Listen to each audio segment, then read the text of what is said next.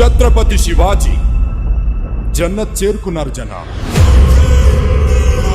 ఆ దక్కన్ని మన మొఘలాయులు దక్కించుకోవడం ఎంతో దూరంలో లేదు. మరాఠాల సింహం లేనప్పటికీ తన వేటని చావా కొనసాగిస్తాడు. మరాఠా సామ్రాజ్యానికి వ్యతిరేకంగా ఎప్పుడు ఆలోచించినా చీల్చి చెండాడుతాను.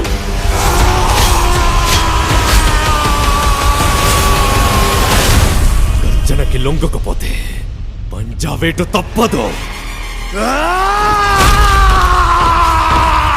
ఛత్రపతి సంభాజీ మహారాజ్ కి